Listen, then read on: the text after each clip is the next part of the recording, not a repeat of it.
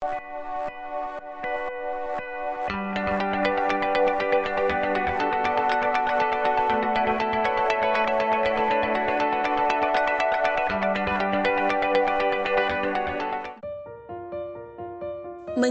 akhir tahun, pasar masih bergerak lambat. Apakah tahun ini akan ada window dressing atau January effect?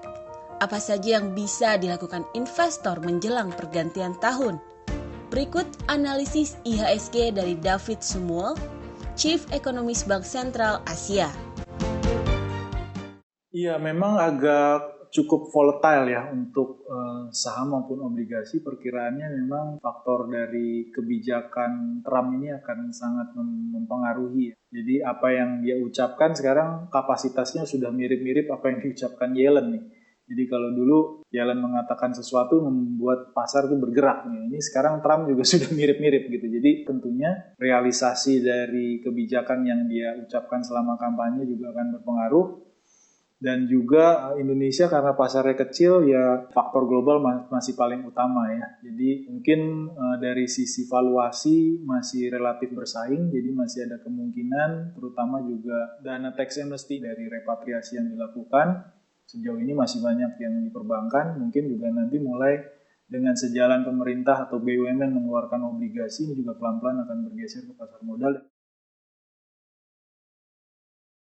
Kelihatannya memang kecenderungannya naik, tapi saya pikir nggak terlalu signifikan juga karena faktor globalnya ini yang buat naik turun ya. Jadi faktor China juga yang ekonominya masih melambat. Kita lihat komoditas belum menjadi salah satu penggerak seperti periode sebelumnya. Jadi lebih mungkin sektor-sektor yang sensitif terhadap suku bunga, ya, seperti properti, konstruksi misalnya. Sektor-sektor yang terkait pemerintah seperti infrastruktur, sektor-sektor yang terkait konsumsi, seperti farmasi, makanan, minuman, ya, consumer goods. Saya pikir itu yang bisa dorong market.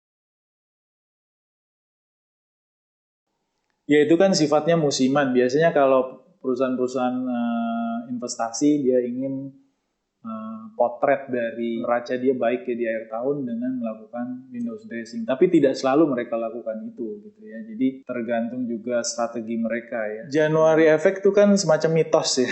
Memang ada kecenderungan naik di awal tahun ya. Seperti musiman begitu. Tapi nggak selalu ya. Jadi peluangnya ya 50-50 ya. Kalau January effect itu ya orang kan memulai tahun baru. Dia mau lihat Indonesia atau global itu kondisi semacam apa.